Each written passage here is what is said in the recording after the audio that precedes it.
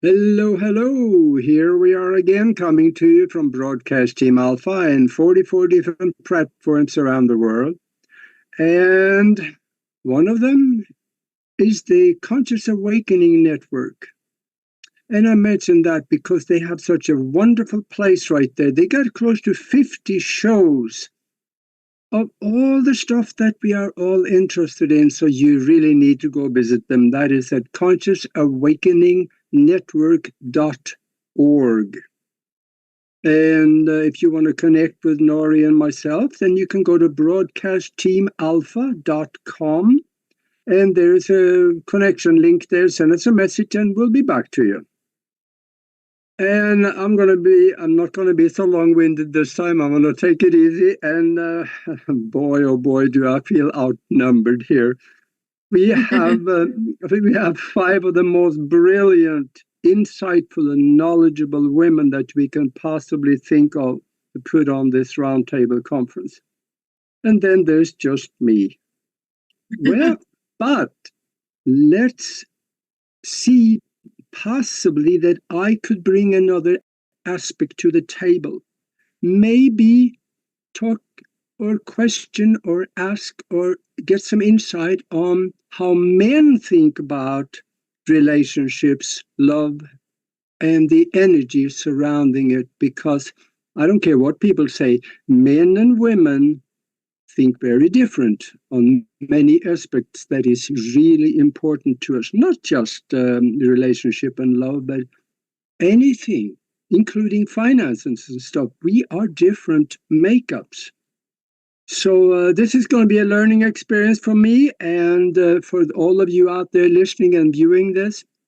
Lend them your ear, because you are not just you. You are with people. And you need to know what these ladies are going to bring you tonight. So I'm talking way too much, Nora. They're all yours. Thanks, Augie. I just want to thank each of these beautiful women for being with us. And I'm going to introduce our beautiful guests by name, and then I'm going to ask them to just tell us a little bit about themselves. And then we're just going to jump in. If you have questions or if you feel like you have a topic that you would like us to pose to the panel, please just put it in capital letters so I can see it. And we'll just all have a really good time. So I just wanted to take a minute and drop into this moment because I was very inspired. Not only was I inspired, but it was almost like the angels had their fingers in the back of my ribs going, it has to be Jenny. It has to be Kim. It has to be Laura. It has to be Geraldine. It has to be Lily. Unfortunately, Lily had an unforeseen circumstance, so she can't be here, but I'm sure she's here with us in spirit. And I was very, very pressed to bring these women together. And lo and behold, everybody said yes. So I feel like that's a really special sign. So I think that the energetic conversation is going to be really interesting and expansive tonight. So I would like to introduce you to Jenny G. Cousins. And it would have been Lily. We'll say hi to her right now, just from the ethers. And we have Laura Eisenhower. Everybody knows Laura. And we have the beautiful Kim O'Neill. Really welcome, ladies. Sorry. It's the New York in me. And the amazing Geraldine Orozco. The first time I said your name close. Welcome, ladies. Thank you for being here. Thank you so much. So we're going to go around just in that order. So Jenny, please tell the audience what you would love for them to know about you. Well, I'll put it in really short form. I'm an international known television clairvoyant psychic medium.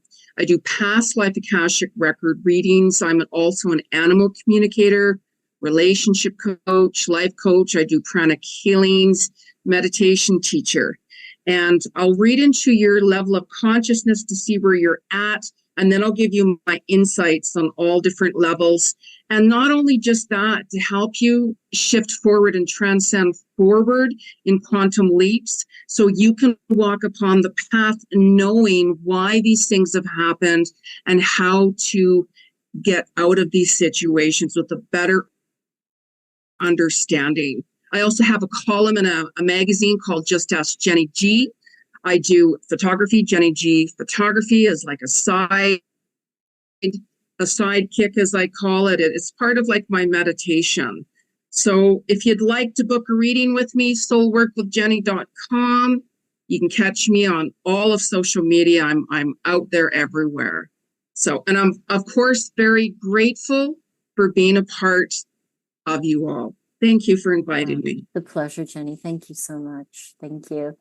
And Laura, hi, Laura Eisenhower. What would you like the audience to know about you tonight? Yes, well, I do soul-centered and intuitive astrology readings. I like to specialize in a person's soul path, physical health, clearing negative patterns, and sacred union and relationship issues. I also do locational astrology, astrocartography, and can help you discover the significance of where you live or where you might want to relocate, and medical and herbal astrology, where I can also recommend herbs and supplements and see into the deeper roots of health issues. And I look at a number of different charts, including synastry, composite, and heliocentric, and I do transits and progressions. And I've been doing readings for more than about 20 years, and I also work with the Mother Peace Tarot deck and the Galactic Heritage deck. I've worked with many decks over the years, but yeah, the client definitely just comes and sort of picks what is calling to them, and it's really amazing to just assist people and getting closer to yourself in the face of the challenges that are coming up versus giving your power away. So that's what I love to do. Beautiful, Laura. Thank you so much. Thank you. Kim O'Neill, it's so good to have you here on Broadcast Team Alpha. Thank you, Nori. I'm really excited to be here. I already love just hearing all the awesome professions, everything that everyone does. And I know Nori does awesome stuff. Like all of this just feels so good. So grateful to be here. What do I do? So I am also a coach. I help people reclaim their authentic self-confidence, which usually has elements of healing from their past and learning how to self-lovingly move forward. Something that's been very unique in my journey, which also tends to be mirrored in my clients, is learning how to be this spiritual being that we are, and also still honor the physical human aspect of ourselves and not make ourselves wrong for the emotions and the things that we go through.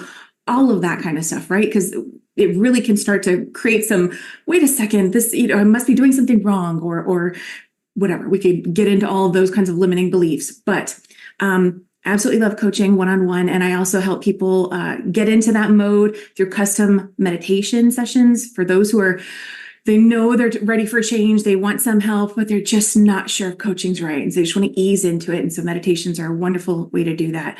And then I also show host too, and I have a great time doing that. And so, yeah, grateful to be here. Thank you. Oh, thank you, Kim. Thank you so much. And last, but definitely not least, and Geraldine, I have a confession. I have been totally binge watching all of your videos. I am like your biggest fan right now. I am so blown away by the depth and the expansiveness of your work. I mean, every day I learn something new. So I just had to tell the truth there, but please. Wow, Nori, thank you so much. What an honor to hear that. And what a pleasure to hear that the videos are hosting and holding space for those and teaching something. I'm very grateful for being here as a part of this incredible panel.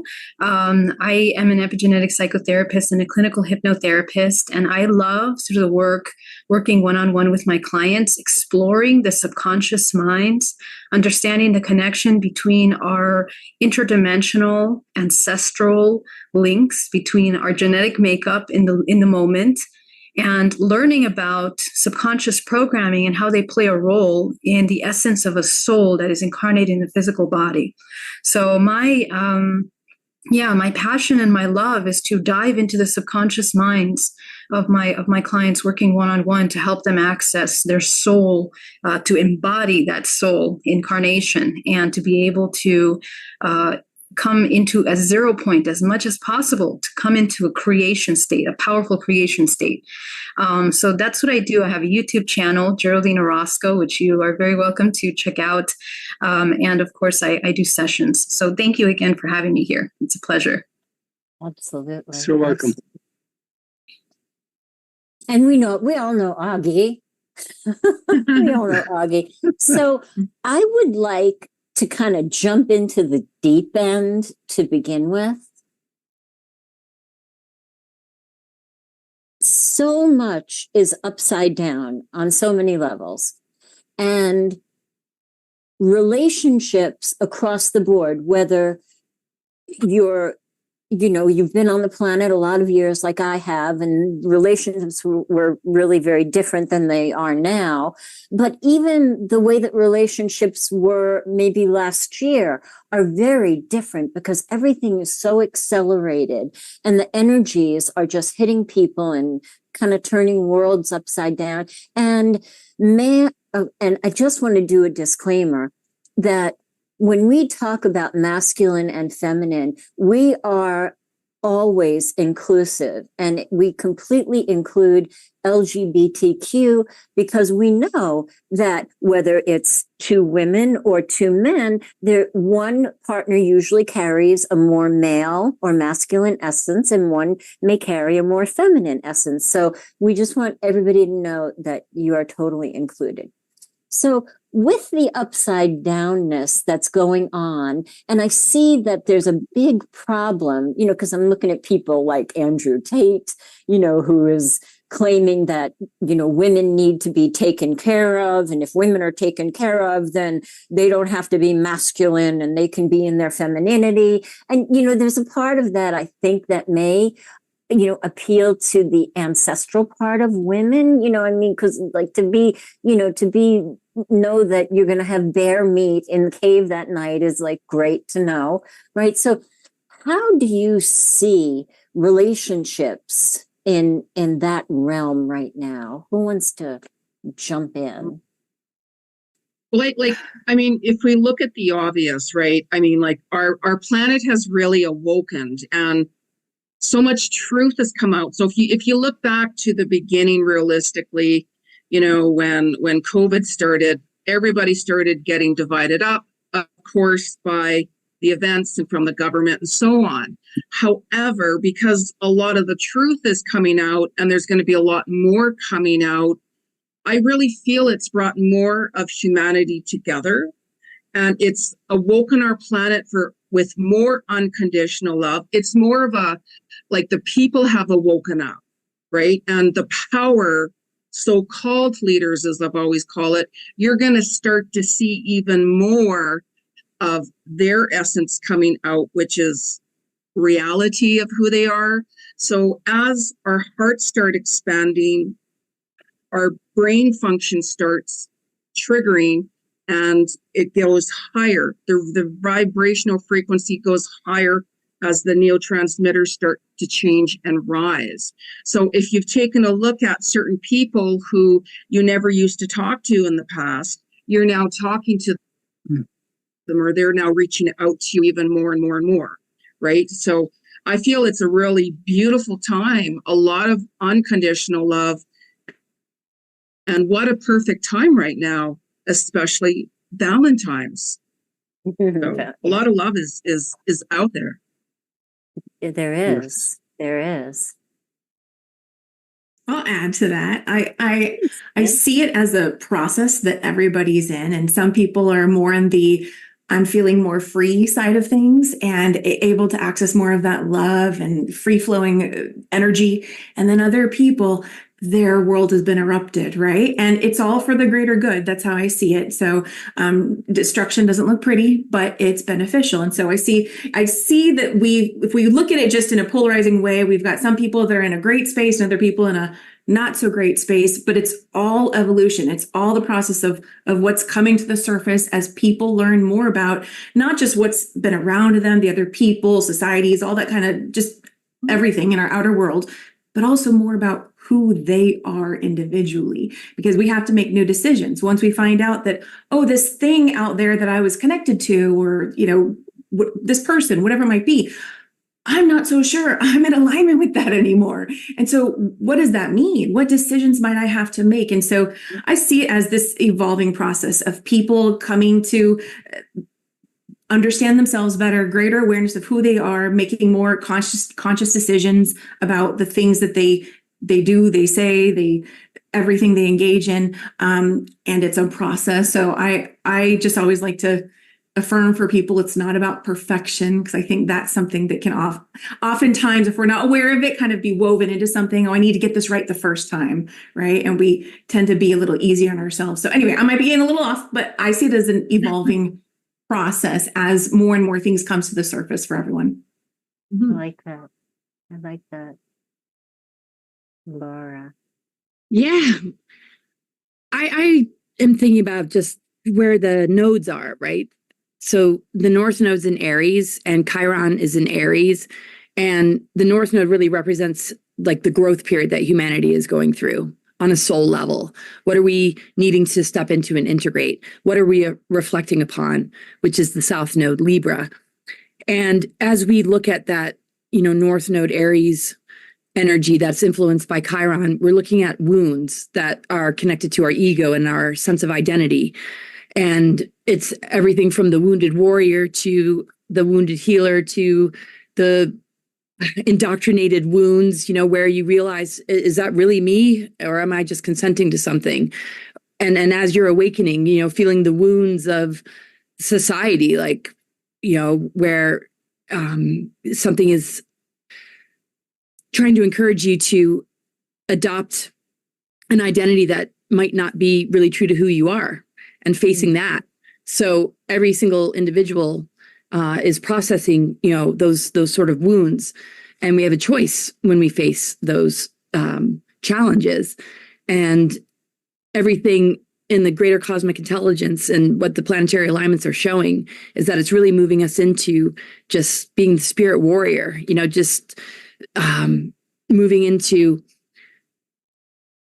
Aries and Neptune integrating, where the ego is able to comprehend the multidimensional, is able to look at those wounds and begin to leverage those challenges in a way that serves the person's ability to begin to rescue the deeper inner treasures of what your soul calling is telling you and what your creative imagination holds for you, as far as all the potentials and possibilities that you can tap into and then manifest, versus the outer psyops or indoctrination programs that want to leverage that vulnerability that people feel in the face of confronting wounds, and where people will look outside of themselves for solutions that might not be beneficial.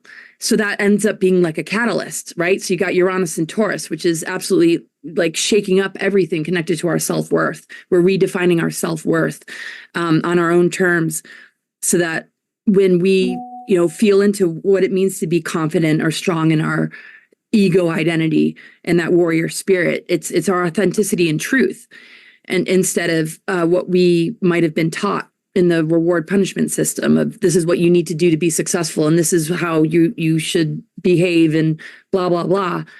And all the different tactics of divide and conquer that come from, a lot of the different tactics of creating trigger events to upset that process of healing, to then, push people into a victim consciousness where they're defending their captors and defending their wounds and needing everybody to sort of placate them. And it's not like real healing. So it's like, when are we going to sort of see where that is not really helping us? Just like we have to look at that in relationships. the red flags are like blazing bonfires now. It's like to the point where can we begin to just give ourselves enough permission to say, that's really just not healthy for me. And I know I deserve better.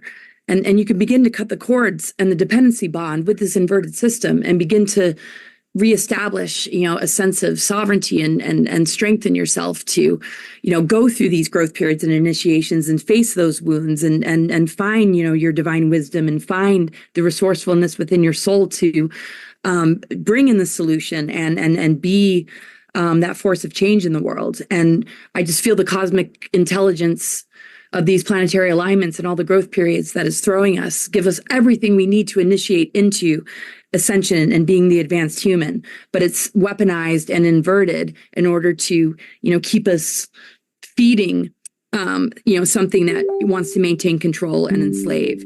And to me, just talking about relationships, it's like we're going through a massive breakup with an inverted system, a false parent and a false system that is not an authority we need to answer to. And we're learning to reconnect with like cosmic natural law and true source energy and our divine blueprint, and where all these challenges and adversities are helping us to rediscover ourselves instead of be further victimized and dependent on something that, it's separating us from our soul. So lots of breakthroughs, and it's going to be a powerful year. Mm. Wow. Yes, it is. Geraldine, Yes. we're dipping our toe in the soul pool, which sounds like calling your name. Yeah, so wonderful. So what brings to mind is that, talking about what Laura brought up about how we are healing this wound. I mean, so just looking at, the soul that came into the incarnation, into the physical body, what are we here to experience? We're kind of experiencing separation. That's kind of the name of this game of the incarnation into 3D, where we are learning how to navigate the physical, non-physical, these dualities. And within that, we must learn how to embody the polarities, how to manage these polarities. We are bioelectrical organisms, and that means that in this construct, we need to learn how to balance those polarities bioelectrically within ourselves, which are the feminine and masculine energies that we have within us. Those play psychologically, biologically, interconnecting, creating frequencies that bring us into resonance with other beings, people, places, and experiences that will charge those experiences into coming. And what we're healing is generations and generations of ancestral programs of inversions, as Laura was just indicating, the inversions of all that is natural. It is the control, manipulation, the separation, and how we express that separation. So one of the things that we're learning here as we're becoming this new human is what is relationship dynamics look like? How our exchange is done in a way that is nourishing, in where we balance our polarities internally. And from there emerges this natural expression for what? For creation. Because we are inherently these creative organisms. And so we need to understand the mechanics of how things come into creation and the responsibility, and also take accountability for what happens when you put you input into the system a thought, an emotion, an intention. This is very important. And it's something that as this frequency collectively is raising, these manifestations are speeding up in their ability to manifest into the physical. So all of our subconscious fears, all of the deepest, darkest shadows of humanity, and especially having to do with our sexual energy, is coming up to the surface now, because we are going through a healing. Remember that this is Mother Earth. We are in the divine feminine. We are experiencing for the purpose of creation. We're existing in this universe of creation, which is the feminine. So we are learning what creation is like, and it's in that sexual energy, the integration internally, that divine alchemical marriage within, that we can create and manifest. And so when the human comes into their full integration, that polarity within them now creates a magnet for a match. And so there's some laws and some rules that we have to kind of learn, how we are manifesting, how we are attracting our partners and the kinds of experiences and lessons, the cycles of karma that we have to heal and discard the programming so that we can understand who we really are and what our true intention is in creation. And I think this is incredibly important in relationships, because now relationships are not just about the ego and the pleasure body, or the one that is hiding or in suffering pain and in the pursuit of truly, it's the reconnection with the source. That's the pursuit of love. The more humanity is actually pursuing love, is actually in pursuit of source and their reconnection to that, reunifying with their source.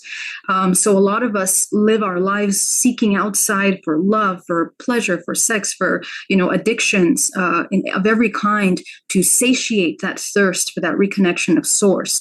So I think when it comes to relationships, we have to reconnect with that source first, satiate that internal need for love. And from here emerges now a whole partner that can actually be a participant for creation with another organism, another being. So this is what I would say. I love that. So kind of what I'm getting from this also is you bring yourself whole to the relationship, and then hopefully you attract somebody equally as whole in the relationship, right? Just like David Deida said that the relationship isn't 1 + 1 = 2, it's 1 + 1 = 3, right? And that the two people have to take care of the third, have to take care of the relationship. But right now, what happens to all the people who are mismatched, right? They're along their journey. Maybe somebody's more accelerated than their partner. So, crisis is coming up in the relationships. How do we navigate through that? How do people come around? I mean, I see these videos where they have men doing this inner work, right? And somebody's helping them get their trauma out. And it's beautiful that I love that men are doing that. But I don't think the majority, I'll say, of America is doing that. So we got a little ways to go.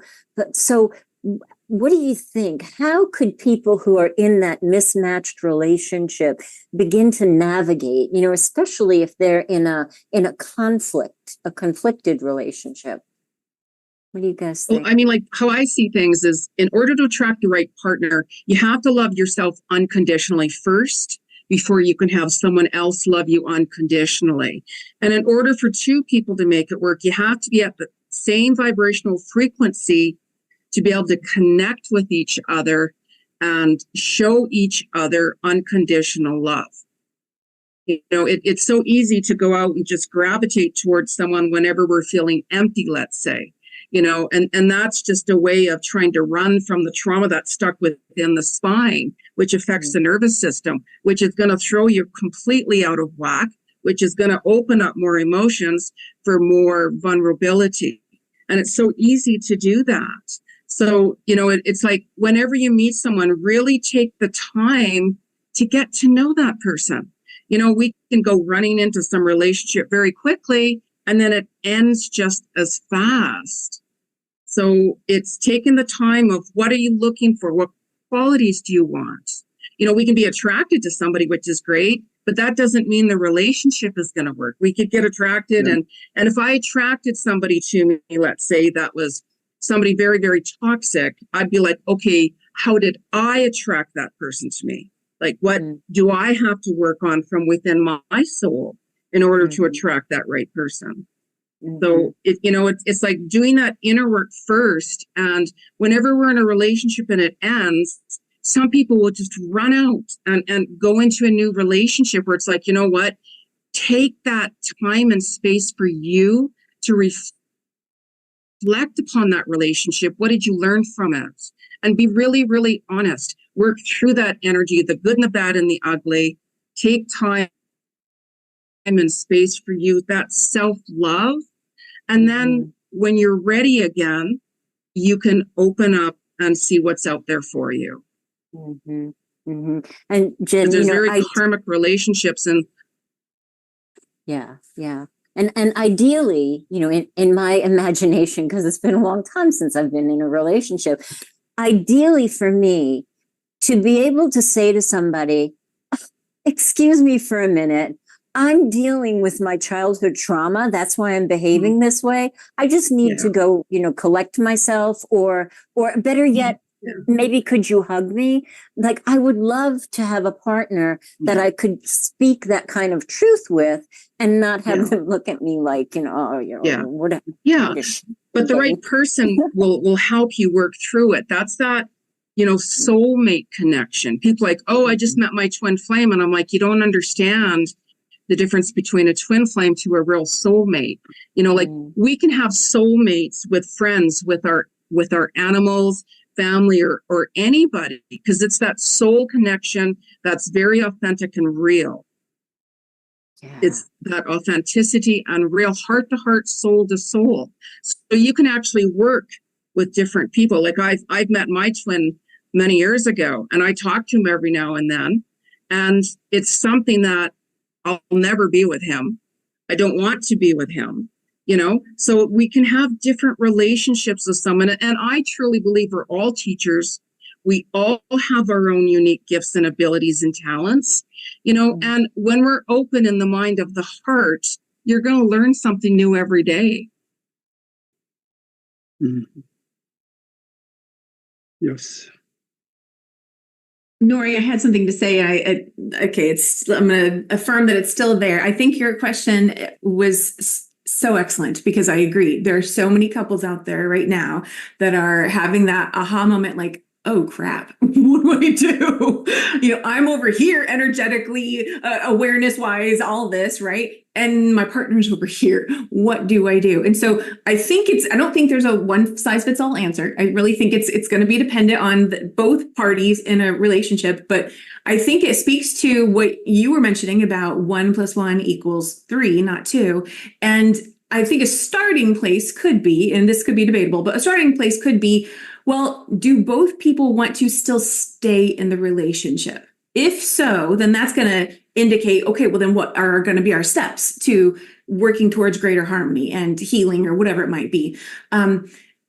Because if both people don't even want to stay in the relationship, well, then that's going to create an issue, right? And if you do decide to stay in the relationship, and you're the one who's, maybe you feel like you're more energetically aware and, conscious of things that are flowing and all that kind of stuff, and someone else, the other person isn't, then what's that going to require of you, right? It's not one person's better than the other. We're all on the same journey. Our spiritual beings, like, it's a very overused phrase, I know, but spiritual beings having the human experience. And, so compassion for the partner, where they are. Can you have patience for them moving through their stuff? It's going to be a process for both parties, and what are you willing to put up with? So, that could go so much more deeper, but I think it's an excellent question, and one that a lot of people, when the pandemic hit, there were like tons of divorces, right? There was a whole bunch of people that are just like, that's it, we're done. People may not have tolerance for dealing with some of the stuff they've been dealing with. And anyway, so that's how I see it. I see it as, first decide, do both of you even want to still stay together? And then if so, what is that going to require for you moving forward so you can grow together versus growing apart? Yes. Yeah, I just love what everybody's sharing, and just, loving the self. It's not necessarily on an ego level, but just, just dignity, self-respect, just knowing that you deserve to be with somebody that lets you just be the fullness of all that you are, and anything less. If you can't establish a connection where you can have that, it might not be worth your while. I really feel like no matter where we are on our path, as long as we really hold in our hearts and in our intention what it is, we're looking for, we can sort of see if the person in front of us has those qualities, to see if it's worth just getting to know that person more deeply. And, it's amazing. just how quickly people can, kind of come together and then get to know each other versus being like best friends and feeling really comfortable with each other and then taking that next step. So it is a total mixed bag. There is not a one size fits all. But I think the most important thing is just, a certain level of like spiritual maturity and willingness to just look at the programs and look at the patternings and look at the ancestral patterns and everything. Just to be kind of laid out, when you're triggered, can you be honest with yourself? Can you, just like Nori was saying earlier, I need to just look at this. It's not you. You said something that reminded me of something and it's bringing something up. And instead of projecting that you're that person because I have a trauma in me, I just want to just discuss it. And I just need some space held, right? So it just takes like so much. I mean, we have the masculine and feminine within ourselves, integration of polarity. Our DNA requires us to integrate polarity to begin to move to these, dormant strains, reactivating into hierogamic union. And along the way, we confront all the gatekeepers and all the different programs that have created this imbalance throughout our human history and what we've inherited and what we've been modeled and what has been like thrown upon us.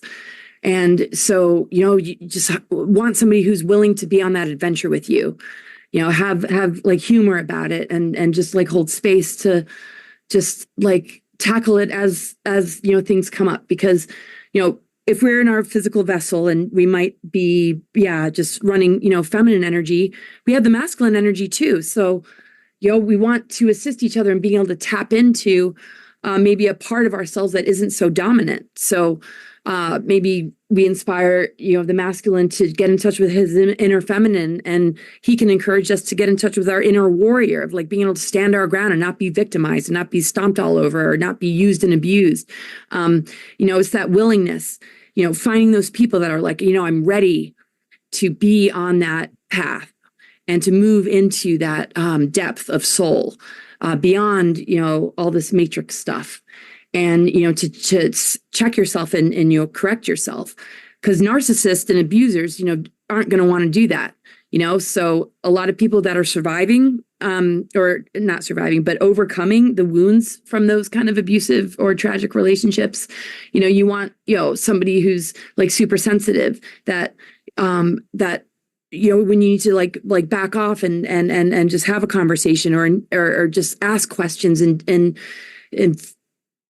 like create a feeling of safety between, each other so that you really feel a sacred space is being held so that, you can just be vulnerable and share intimately on a soul level. You'll just really feel into the magic of like what love is really about and what our sexual energy is really about and how that is such a spiritual experience and really connects us to God. And it's been so distorted and perverted and we're just like in massive recovery. So you want somebody who is just like willing to, do that work instead of be triggered and act out without having the ability to step back and check the self and just be like, wow, okay, we're all going to get triggered. Is that person going to become abusive and just act out and be blame, shame, victim game, or you going to just be able to just really sit with yourselves and just, look at like, what is the root of that and where did that come from and talk about, your history and what you've been through and just, create greater understanding because you'll get closer to each other. You'll bond more deeply. You'll set each other free because you're not here to be in a codependency bond. You're here to be sovereign. You're here to find your authenticity and have that hierogamic union within yourself established to be whole, that you can walk with somebody that does that as well and still have this merging on a soul level, where you're bonded, but you're still sovereign. You're still solid. You still love each other for who you are. And if, it doesn't work out, you love each other enough to let each other go because you don't want to possess or control, and you're over all of that. You love the person enough to set them free. And if they're really meant to be, they'll return, it's just like a lot of like, maturity and a lot of yeah. And if you find that person, can't do that, is that going to crush your self-esteem? Is that going to destroy you? It's just, don't give that person that power, just give yourself permission to be all that you're here to be And is that person worthy of you? You know, can they appreciate that? Because what somebody might judge and criticize about you, somebody else could fall in love with. You know, why waste your time, right?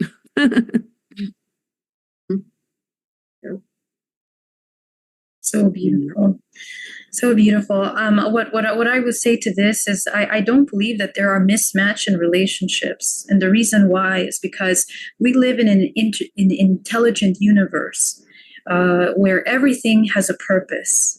And because we are deeply interconnected, the kind of relationships that we've come into, if you can think about even the cells in your body, how they intelligently know where to go in your body, what to do, what their purpose is. Because we are bioelectrical, these systems are working through charge of resonance. And so in the same way, humans, we unite with other humans by resonance. And our core frequency within the subconscious mind, all of the subconscious programs that we're running are what create that resonance. So it's very incredible when I do coaching with clients that when you begin to uncover these core reasons why, you know, they believe they're deeply mismatched or they outgrew each other. But in reality, the reason why they were brought together in the first place was to learn certain things. And both of these individuals create this kind of polarity that trigger the imbalanced polarity in each individual, whether it's the feminine or the masculine energy. Remember, we both have both feminine and masculine, but when we balance those two within us, our natural essence, charge of creation emerges. But when we don't balance those, we go into counter creation. And so that counter creation that we come into creates imbalanced exchanges in a partnership. And our job is to identify really at the core, what is our participation? What's our imbalance? How are we imbalancing those polarities within us? As Laura was mentioning, maybe some of us are not going into our divine masculine. And, we create these imbalanced exchanges with our partner because we don't understand how our wounding is causing that imbalance within us. So for those of you that are in partnerships and where you're, beginning to feel mismatch, what will happen is that as soon as you understand your core subconscious belief and you begin to rebalance it, you will no longer be in resonance with that partner. And naturally, most of these relationships just fall apart. Either you go into divorce or you change or you need to move or something happens that they begin. And you really need to be conscious, awake enough to be able to make the choices that are necessary outside of the survival state, where you are consciously taking, conscious choices in directing yourself. And for those that have children, this is important because what we're healing in partnerships. So first, let me mention our idea of love is extremely romanticized. We think about Valentine's Day. This is just a construct and a holiday for marketing and business and really money. And in the old days, these were rituals of exchange and where we celebrated fertility. But all of these practices of divine fertility have been inverted, through the generations until now. We are deeply disconnected from what sex is. And our first love is the real love, which is not the romantic union, is again that union with the source, with the self. So that is where we have to find our source of love, not in a partnership. So that has to be very important. And when you can provide yourself love, you are the source of your love. When you come into a partnership, you both become a creative force. And so to be able to find that kind of connection through resonance requires some deep internal work. And the shadow work that we're clearing up are generations of sexual trauma, generations of the imbalanced power roles between genders, between the creation, and we are correcting by aligning more with natural cycles of life and death of nature. We are coming back to nature, coming back to that connectedness to the Mother Earth of those regeneration cycles, and this is what we're healing. So in resonance, when it comes to resonance and finding your right partner, we want to identify what is our subconscious programming, and we are completely 100% in charge of changing our frequency so that we can come in to attract, if we want to attract a partner. And the final thing I will say, that relationships are always for ascension. They are always meant to trigger, when you decide to come into a union, you're going to trigger the deepest shadows of yourself for the purpose of ascension, because from here emerges the highest octave of creation of a human expression. Love that. Wow. Boy, that got deep. I have a thought, though. And I heard earlier they were mentioning something about bad relationships, and I think that men and women might think alike on this particular issue, because you may want to leave a bad relationship, but unless and before you understand and heal what's in yourself that made you love or got attracted to that other person, that has to be healed. Otherwise, you're going to end up with a different person that has the same qualities, and you're going to go through the same old mess again, very likely, unless you wake up to something. Law of attraction. Yeah. And I think men think less of that than possibly women do, because women are usually deeper thinkers than men are. And I've been listening to this. I'm talking to the listeners out there right now. These ladies are talking in color. Think back 50, 70 years ago. Could we have a conversation like this? Not likely. Their eyes will roll back in the head and the people will walk away on you. They wouldn't understand. See how far we have come. And we are accelerating much faster right now. What do you think, Nori?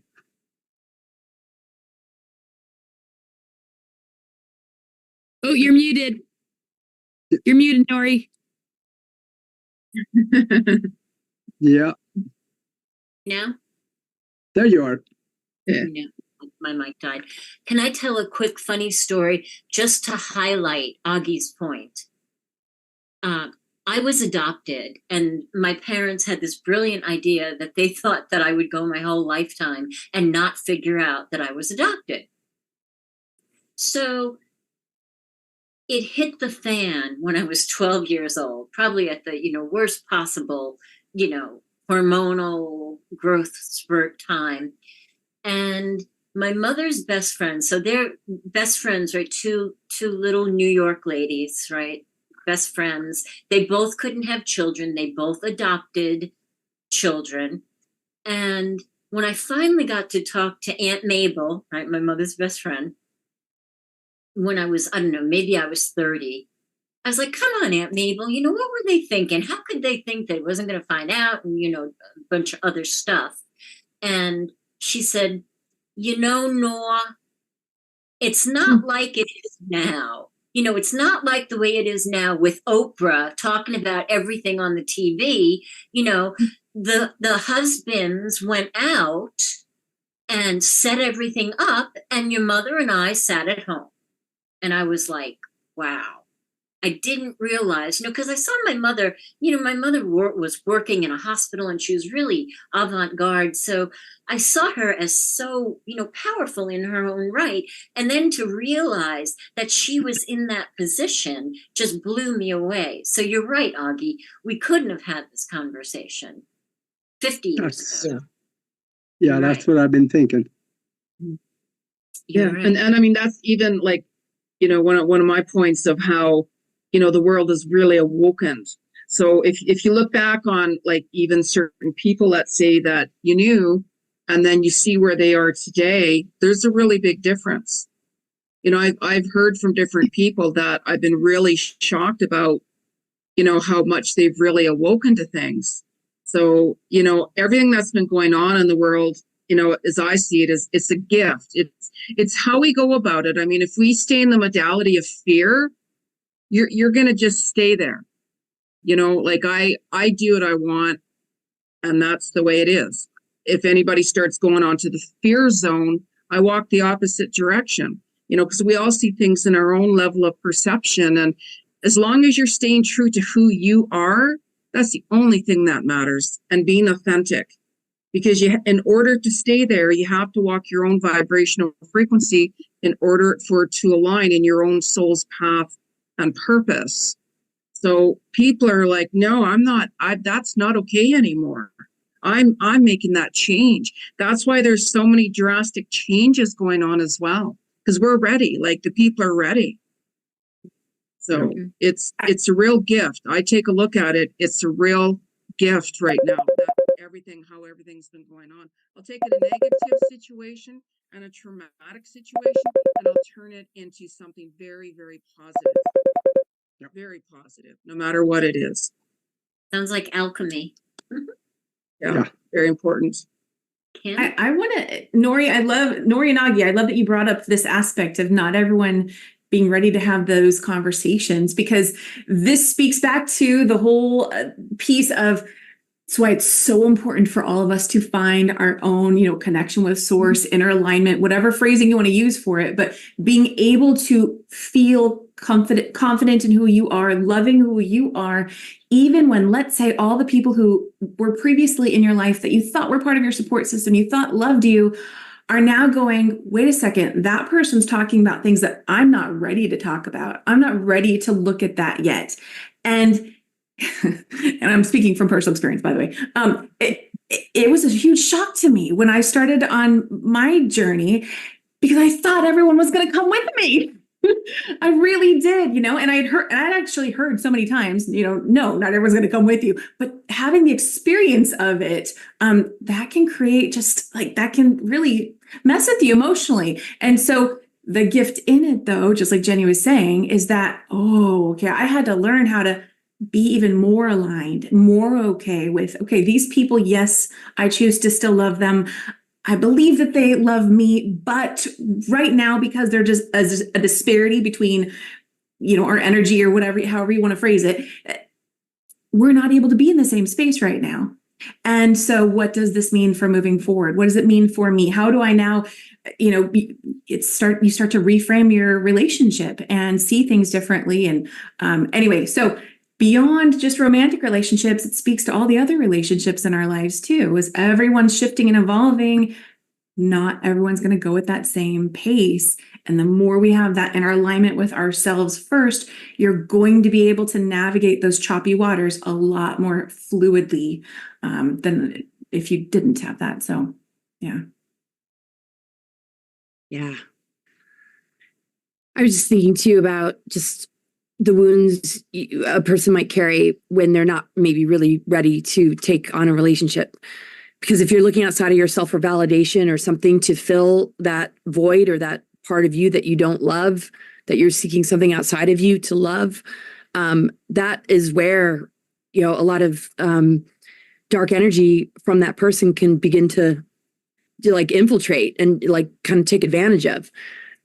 So you can still be wounded, but, you know, are those wounds something that, you know that you're working with and working on, but not like giving that to something outside of yourself in order to protect yourself from just being baited in by, you know, the charmer, the person that says what you want to hear and you know, kind of seduces you or charms you into, you know, making a connection. It's like just having discernment with your wounds is so important, because no doubt we were born into a gaping wound. We've been wounded. We have been passed down all sorts of patternings and woundings and traumas that we've inherited and experienced ourselves that, you know, we have to address. And what's so interesting is the things that we see are being damaged in our society. The next generation of children coming in are here to like really heal it, even though they're up against that very indoctrination that they're here to override.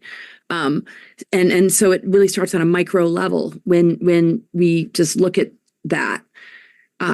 We want to give more self-respect and self-love to those parts of ourselves that are wounded, so that you know, love is something inspiring and something that is a mutual exchange of, energy that is transformative. And it's like we feel that repair work being done, how that extends to the planetary grid network and the, divine template and true blueprint that we hold within ourselves. Instead of something that we often do, like with pandemic, is we get thrown into fear and then we look outside of ourselves for the solution. If we can stand really strong with these, wounds in a really beautiful way, and looking for the qualities in a person, that is willing to do that work on themselves as well, instead of just having your ego placated or appeased. You'll find real soul family and people that you can just be vulnerable with and sensitive with and transparent with, instead of having it taken advantage of or used against you. And so, it takes like a lot of, self-love, like the inner mother within you that's holding your inner child and just giving it that unconditional love, instead of looking for an outside authority to validate or, appease it, when very often it's dragging you into something that could be potentially very disastrous and dangerous. So it's so interesting to see the micro and macro of what we navigate in our personal relationship world and how that extends to the larger picture of how we deal with the outer authority systems that seem to care about us and want to step in when there's a crisis. But wow, if we are in a fear response in fight or flight, are we really? Is that really a good idea, or do we need to look at that crisis and challenge and delve into the depth of the parts of ourselves that have been sleeping that we want to reawaken with somebody that can do that with us? Hope that made sense. That was beautiful. That was beautiful. Yes. Unbelievable. Another deep one. Ooh, I'm loving this. So I have a question now that I brought up ancestry. And, the minute I walked out of my front door at 18 years old, I immediately went into therapy because, just the adoption thing, you could imagine what that was. But I got the message that love was supposed to hurt. And somehow I have this God-given gift. Maybe it was because I didn't have their DNA. I don't know. That I knew that I needed to change all of those messages that I learned before I went forward in my life. Now, did I have some trial and error? Did I have some bad relationships that helped me grow? Yeah, I did. But I would love to ask you, Geraldine, the impact of ancestry on us and on our relationships. Yeah, so the impact is really huge because it's in our blueprint, it's in our DNA. We essentially hold ancestral programs that are passed down, specifically trauma, which are expressed through us subconsciously, and they make up the majority of our subconscious programming. And so from the womb, your experience and your time in the womb and the way that your mother held you, the thoughts and the emotions that she was feeling when you were in the womb, they all play a role in creating your filter of perception when you are birthed, when you come out of that womb into this life.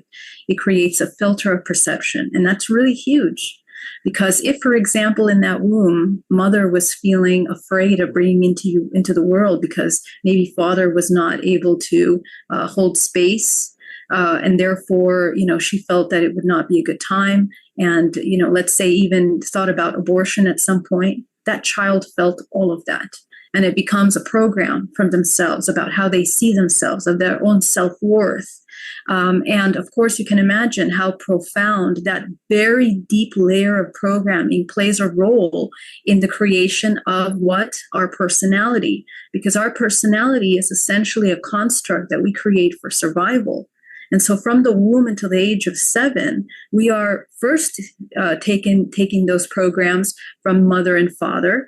And mother and father, very important to begin to observe as you take a look at your own trauma, who played those roles? Was it mother or father that made you feel certain ways? And take a look at, as you get into the layers of those emotions, because what happens is that both of those are creating your perception of how you should hold feminine and masculine energy within yourself. And so when you, let's say we have a missing father, or an overpowering mother or something like this, that's how we see ourselves. And that's also the kind of role that we're going to play in our relationships, our intimate partnerships.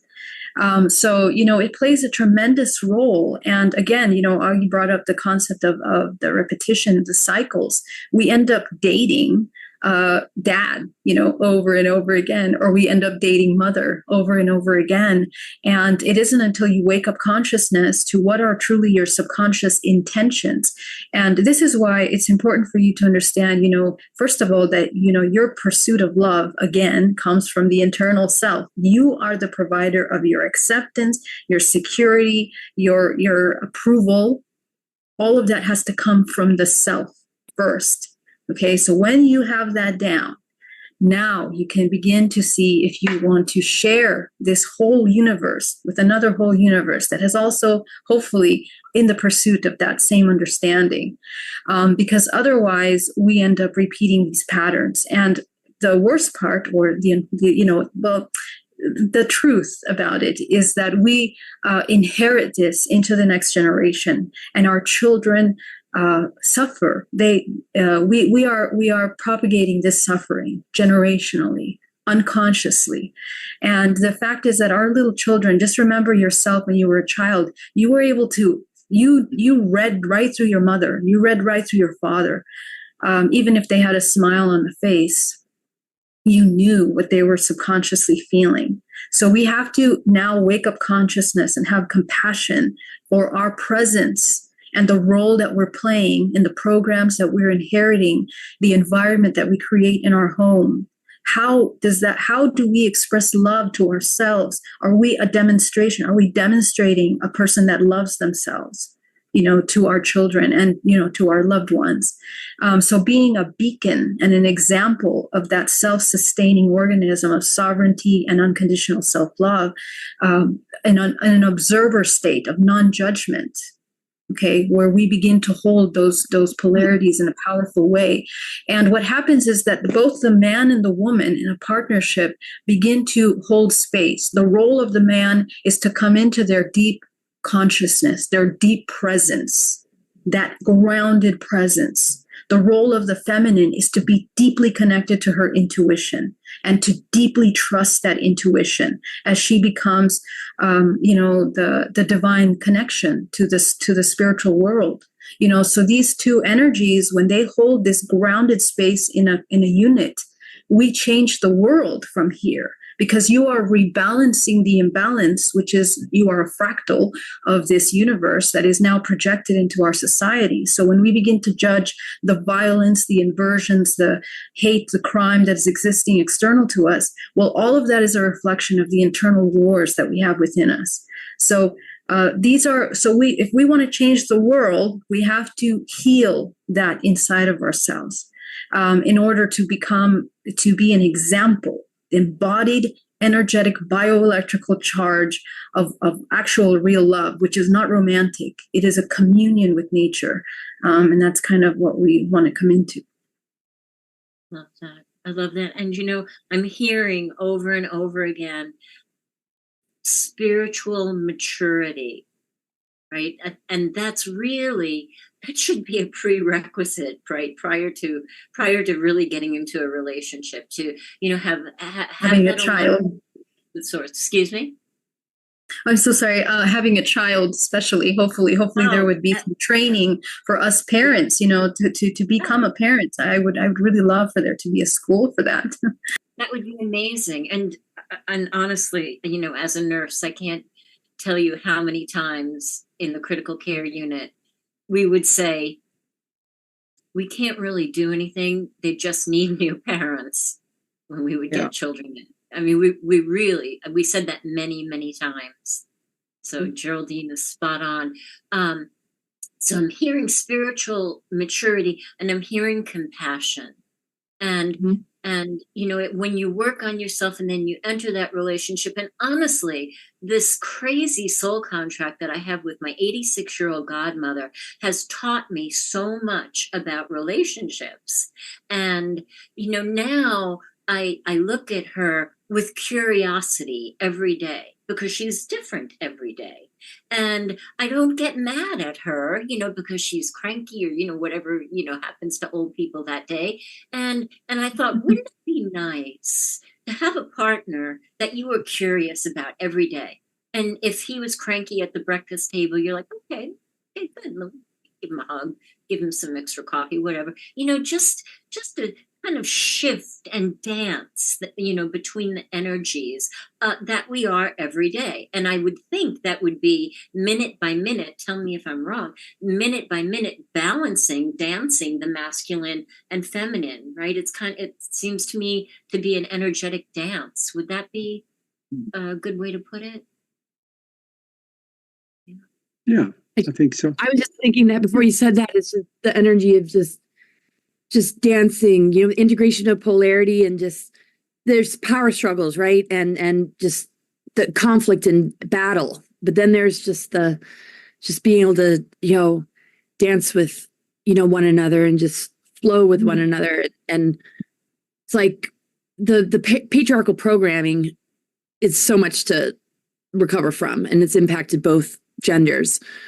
But when we look at what is that within ourselves, and I love what Geraldine said, and I say this a lot. Yeah, it's like we have to win the war within ourselves and reconcile these forces within ourselves to heal the outer war that is being presented to us. Because sacred union is very targeted. It's something we are raised with. It's the weaponization of relationship. It's like incredible, the divorce rate, and all these different societal programs that are just like thrown at us that we have to confront. Creates a real power struggle of just these really imbalanced partnerships where somebody wants control, and there's jealousy, and there's just like argument, and there's just fighting. But where can things be harmonized? Because sometimes there's not one that dominates over the other. It's knowing and being fluid with when it's your turn to have a voice and be heard. It's like the masculine could be the guardian and protector, and the feminine is more receptive and nurturing. But that exists within each of our bodies. And at certain times, we are going to pull that part of ourself out that is needed to confront a certain situation. And when you're really with somebody that you can work with, you'll stand up to the occasion. You'll feel, protected when you need to be vulnerable, and you'll stand up and be the warrior and take charge, and when you need to just listen and be quiet. It's just, you're fluid and you're dancing. It's just, you're feeling the energies of the cosmos and nature like move through you instead of the programmings and just everything that has been conditioned into us. And that's what we're just like deprogramming and releasing and resolving and removing, so that we just feel just the naturalness of it all, because it's just deep within our soul. It's not something we need to learn. It's something that already is. We need to unlearn what's been conditioned into us. And that's where I just feel like it just comes so natural. And it's just like, wow, there isn't a power struggle. This is actually harmonizing. It's like actually, it flows just perfectly. Like raising kids, just like you see the man take on the feminine role, and the woman wants to take on a more masculine role, and then you kind of switch. But you don't even have to contemplate. It's just natural, because you're not answering to the program. You're not trying to uphold a status quo. You're just feeling the fluidity of the soul connection and knowing how to respond in a certain when a crisis strikes, or when something comes up. You just know what to do because you're in your intuition. You're in your heart center. And that will just begin to just repair and rehabilitate all that needs to be rehabilitated. I think it's the core micro stuff that we're doing on the inner levels in relationship that ripples out and is what is healing the world right now. I think relationship, getting down to that, is everything. Once we get that figured out, and our micro world is, established where, we feel whole and centered and we're just really solid in those partnerships. We're leading by example, and that's the new paradigm. Instead of gurus and leaders and religions and, just all of this stuff and everything that's been blasted at us, it's getting down to like the core, like level of all this inner work we're doing. Yep. Now, see, Nora made it back, but I want to take 35 seconds and talk to the men out there for just a second. And listen really close, because if you're 19 years old, 22, all this deep stuff that we have been talking about, that really becomes more important to you later. Mm-hmm. You should look at it now, because later comes very fast if you are in a relationships. And men, usually, we are more technical about things, especially young guys. We look at curves, we look at a nice smile, we look at nice eyes, good hair. We look at the person on the outside first before we start talking and getting to know them. But a lot of men, that's all they look for. I said, yes, I know, because I've talked to them. That's all they really care about to go into a relationship. But if that is all there is, there's only one thing to say, and that is good luck with that. Because chances are that is going to go in the ditch for you, because you got to look ahead 10, 20, 30, 40 years. You got to be able to have fun with a person, deep conversations, and be able to make them feel safe. That is extremely important. If you don't feel safe in a relationship, you are pulling out the cornerstone and the house is starting to fall apart. So, guys, look behind the smile. There is more to that woman than what you see when you first see her. I don't know. I mean, it really takes time. Yeah, that's great. I think that's really good. And I mean, like, it really, really takes time getting to know someone and to build this foundation with that person, and I mean, even when you're ending a relationship as well, it's, let's say if somebody really hurt you, if it's a relationship that you're in or a friend or coworker or whoever it is, it's really, really important to forgive that person so you can move forward. However, it doesn't mean that you're saying it was okay with what you did to me or how you treated me. You want to be able to forgive that person from within, so you can walk forward and find your own peace, and also to reflect back onto those lessons that you have learned. I mean, any lessons I learned, I'm always grateful for it, because it helps me transcend forward. So when we keep things more simple, you're going to see things more simple rather than complicated. Beautiful. There's a question in the chat room. David Hubbard asks, how do you dive deeper into all the programming if your parents have passed? It starts with the self. It starts with the self. I know there can be that wondering of, well, what did they believe and how did this originate and blah, blah, blah. But it goes simply to you. You are enough. Start right here. Start right here with you. And then there's other modalities and things like that. I'm sure some of the people here, Akashic Records, all this stuff can help people uncover that other ancestral stuff. And I'll throw another one in there that I've done a few times. I'm going to be doing it again myself, is family constellations. I think that's another excellent one to delve into ancestral patterns and why do I keep having this same, issue with different people in my life? And you can find out it's linked to something that happened in your family. And anyway, so start with you, but then there are lots of really awesome modalities that can help you uncover stuff, and you don't need any of those other people that were actually part of your lineage to be there for that. And that's not a bad thing either if they can be, but if they can't be, then, there are other ways to still go about uncovering stuff. Yes. Yeah. Geraldine, do you take people subconsciously back to healing ancestral patterns? Yes, I do. And also, just to directly answer that question, I think one of the most powerful ways to access information, because we are bioelectrical, is through the emotional body, because emotions are an electrical charge. Okay. They biochemically create chemicals in the body that create chain reactions in the body.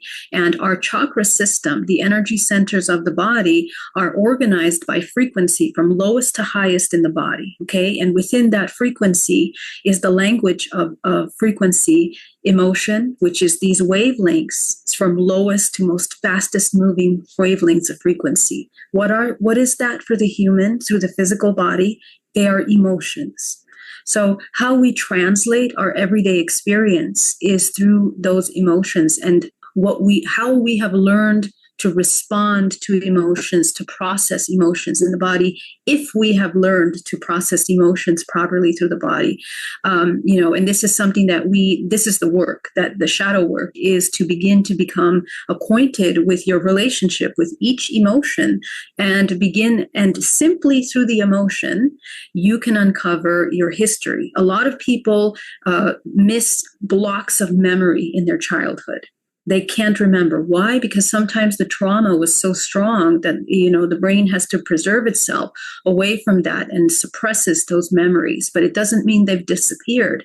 We simply need to connect with the overall emotion, the feeling, the sense that you had throughout your childhood. And if you sit with that sense for just a few minutes, you're going to begin to uncover that emotions have many layers to them. So let's say the emotion was anger. Okay, so sit with the anger. All of a sudden comes frustration, loneliness, anger. Okay, now you're getting somewhere. Embedded with those emotions are going to have many memories. And those memories are going to take you back. Those are gold. You want to take those memories and begin to uncover. And we are actually doing a project of exploration, excavation into your subconscious mind, not from a judgment. So we are not compartmentalizing as good and bad, but rather as a neutral observer to observe, gain an understanding. And remember, emotions are extremely temporary. They pass through the body pretty quickly if you come into an observer state. But as they process through the body, pay attention to what's happening. Do you hold that in your belly? Do you hold it in your chest? Because this is usually where people develop illnesses, or aches and pains in the body, or stagnation, or blocked chakras, because this emotion isn't flowing through the body. So we have to connect and begin to process, feel those emotions in its totality. Let the life of that emotion move through you, and you will gain a lot of insights. Those insights will bring you closer to truth, and they will shift your perception from a myopic view into something where you begin to see your perception, the perception of the players in your experience. It could be mother, father, brother, sister, neighbor, and put yourself in these other perceptions so that you can grow, you can broaden your perception, get acquainted with those emotions as well. And this is how you begin to grow energetically. You grow gray matter in the brain, which allows you to be a more conduit for life force, for source energy through the body. And you also activate DNA, and you also grow your light body. Your auric body begins to grow. It cultivates into a strength, a stronger, because you know yourself deeply. This is how you know yourself. So this is something that, of course, I do, and many people do, but simply through the emotions you can access. And what comes from here is that you begin to learn and to get acquaint yourself with the opposite, because a lot of people are not familiar with positive emotions. It's very surprising, but many of us have never truly experienced peace. Some of us really are not that acquainted with real love or unconditional love. We've never really felt that. You have to acquaint yourself with what that feels like. And that is the programming aspect. If you can embody that unconditional love in your body, feel it even towards yourself, now you begin to input a lot different information into the cellular level of your body. And this is profound healing can occur. If you do this to your little inner children of all these little memories, now you can begin to integrate fractals of yourself. And it's a very transformative way that will shift your perception out of that victimization into co-creation. Beautiful. That's beautiful. Yes. There's a question in the chat room. We can take a vote if we want to address it, because I'm just going to put it out there. Alchemist Alexander says, what does cultivating sexual energy and expressing sexual energy look like? And do we need a partner to have sex to express that sexuality? And what does it even mean to express it? A lot of questions there. I mean, sexuality comes from within. If you have a partner or not, it's how you feel about yourself, how you are aligned within yourself. I mean, sexuality can be really any modality. It's staying true to who you are and expressing yourself. You can express yourself in a very tantric way with the right partner. It's all about feeling safe and accepted unconditionally with that partner. There's different ways to be sexual with someone. There's so many ways and modalities to be that. As long as you're being very, you're comfortable within your own self and you're really connecting with your partner, you're going to find it's a really big difference between lust and making love or a quickie or sexual or whatever. And there's nothing wrong with that. As long as you're okay with it, and especially your partner knows what your intentions are. Because we can go and have one night stands, and there's a lot of let's say kids out there or different people that say, what, I love you just to get you into bed, right? So there's a lot of karmic energy with that goes way deep down with it. Yeah, So something simple can turn into something really, really big and go the opposite direction real fast. There's a big difference between having sex and making love, and people should really realize that. Mm-hmm. And I guess I'd like to throw a Crohn's spin on this, that you don't need a partner to express your sexual energy. And I think that it's truly optimal to learn how to harness your own sexual energy to connect with Source, to find that best version of you, and then maybe think about expressing it in other ways. But it can be such a creative force, and it doesn't have to be something that you're expressing through, sexual intercourse. It can be through art. It can be through dance. It could be through meditation. It could be through other experiences, off-planet experience. I mean, it's unlimited. It's unlimited. It is a really powerful, creative force, spiritual and creative, and to be harnessed. And it's sacred energy, and it just needs to be used wisely, for sure. and what people have been kind of taught, just gotta just recognize, like, this is your creative power. You don't want it to be infected with energies that just aren't good for you. You don't want to lose the intimacy of soul connection and love. It's just like we're really powerful beings, and it's a part of our energy force, and it's a really creative power, and they've leveraged that. They use that. They want that to battery up these artificial timelines, and just these dysfunctions that we see in our society, and what they're like pushing upon our children in the school systems is like really quite devastating. So it's, to me, it's like the sacred. It's about bringing it back to just the sacredness of it all. Yeah, that's a good point. Yeah, I also want to mention, I mean, sex is, okay, so we are inherently creators. We are creating with our words, we're creating with our thoughts, we're creating with our intentions.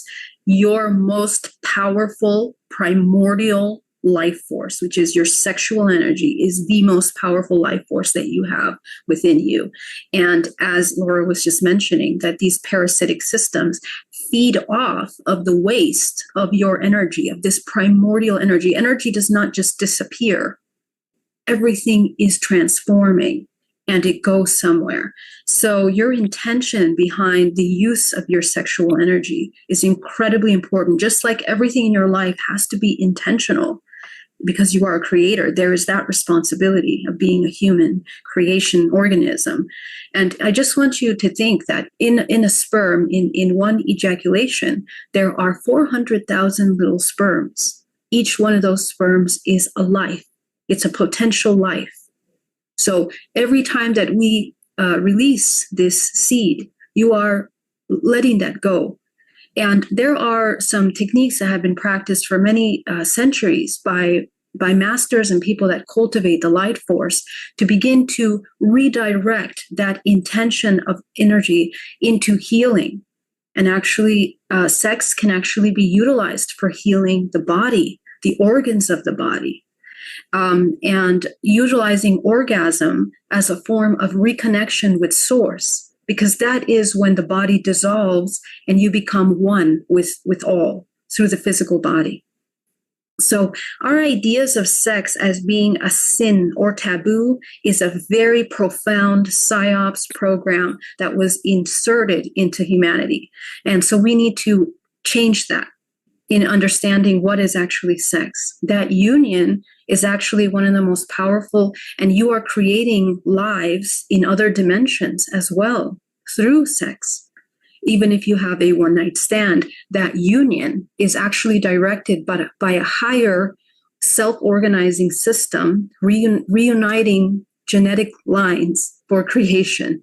So if you begin to change your understanding of the value of yourself as a creative human, you begin to take more responsibility, and the kind of sex that you're having, the intention behind that as pure love, pure unconditional love, is actually a centripetal spin, and where you are creating an implosion of healing and co-creation. And that's kind of an invitation that is, part of this package of being a new human, is that you understand the power of love, pure love, not from the ego, not from the fearful parts of you. So being aware of the programs that go into your sexual act are extremely important. Love this. Beautiful. Beautifully said. Anybody else want to weigh in? Augie, you want to weigh in on this? Or? Yeah, I got one thought again. Again? And that is that for all of you out there watching and listening to this, if you are in a relationship where you are not happy, something is not right, I suggest very highly watch this show again, because there's a good likelihood you will find something in here that's going to say, boing, that's what I was missing. So watch it again if you're not 100% happy where you are, because the brilliance and the information that these ladies brought out, I don't even know how to classify it, because this was good. Off the charts. Yes. Thank you so much. Thank you so much. And if we could just go around one more time, and I'm going to borrow Augie's words. If you could say something to the planet and the whole planet was listening, Kim, what would you say? Oh, that's a great question. Love yourself more, go deeper. Don't put limits to it. If you've already been loving yourself and it's not happening, it's not changing anything, more. What else can you do? Keep going. There's no end to our growth, our potential, to evolving. More love. Thank you. Beautiful. Jenny? I'm going out of order. Sorry. I should have told you. I'm sorry. Okay. I mean, like our planet needs a lot of love, a lot of unconditional love. And every day that I chant every day, and I also do prayers every day, and I send out unconditional love to all of the species, all of energy on this planet, especially to the dark forces, because if the dark forces seen unconditional love and felt it, things would change. And it's really important to show yourself love and compassion and kindness to you as well. Very important. You, that was beautiful. Yes, send love to the dark forces and the people out there of that ilk, because it messes with their head and it might crack the shell. So it love Gideon. Exactly why I do that. Laura? Yes, Laura? Yes, I would say just, honor your body as the temple, guard it and protect it, and only allow what you feel aligned with to come in to it. Don't be afraid of what has already gotten inside, though, and just take time to just purge and clear, the space, because everything is about maintenance. We don't really arrive at this place of enlightenment. We have to tend to, our vessels and just make sure that it stays purified and clear, and just have strong boundaries. Just if you feel you don't resonate with something, just feel strong in yourself to know when to say no and not consent. And what you allow others to share with you, make sure they're just on the same level of integrity, and tend to the wounds, and just know that they hold jewels of wisdom, and all dis-ease and adversity is here to show us is the resources deep within us that we hold to heal and regenerate and transform in the face of anything that's being thrown at us. But we are divine beings, and just really redevelop your self-worth in relationship with that, instead of what you've been conditioned to think you should be. Just honor your truth and your intuition, and give it a voice, and give it strength, and just get to know yourself more in the face of the things that you find challenging, because everything about our bodies is alerting us. It wants us to get to know ourselves better. So when it's a discomfort or a pain, it's actually, a gift, because it's showing us something that, we need to get more in touch with and bring unconditional love into, so that we can unlock all these dormant aspects of ourselves and rediscover the fullness of all that we are. Thank you, Laura. That's beautiful. And again, last but not least, Geraldine, what would you say to the world? Yes, we are in an 8-year, and that represents the infinity cycle of karma. Okay, and so the karmic cycle. So one thing I want to mention is, take a look at the cause and effect. Okay, so we need to get really close with an understanding that most of us are existing in states of survival, and your personal ethics and integrity usually are based on the actions that enhance your survival of yourself and your families and your friends. But that being said, your integrity with yourself is actually the most important thing at this time. It determines everything that you do within your own private time. So it determines who you are today. It determines where you're going. It determines why you have failed in your lifetime. Take a look at your obsessions, the things that you do every day. They also determine where you are today. Take a look at an understanding that the things that you know in your mind as knowledge, that's not wisdom. Wisdom is the application of knowledge in your life. So take a look at how you are applying your ethics of survival. Are you willing to do whatever it takes to get what you want in your ego, to satiate your ego, to satisfy your pleasures, your desires, your yearning for love? Take a look at that, because most of the time that ends up in suffering for yourself and others. And also take a look at the places where you have failed in your life are also where you have lost focus, not in a conscious state of awareness with yourself. And the connection between your deepest angers and your deepest fears are very much in alignment with how you love and how you express sexuality as well. So take a look at your fears, do that shadow work, because that determines the focus of your life. And most of us that hide from our in shame from our deepest desires are actually slaves to those desires. We actually live out our entire life and we become an enemy to our own self and abuse ourselves. So understand that you're, living unconsciously, you encounter the things that you've already created, and you have to take responsibility for that, because the more unconscious you're existing, you're repeating cycles. You've already lived this life. You've already created. So wake up consciousness, come into creation, and take responsibility for what you're creating, and embody love yourself, come into love. Thank you. It was a pleasure. Thank you so much. Whew. I feel elated. I am so grateful to each and every one of you for being here, for your beautiful energy, for your incredible contribution. I mean, every single word is just like breathing rarefied air tonight. Thank you. Augie, Thank you. Want to take us out? Thank you so much, everybody. Thank you.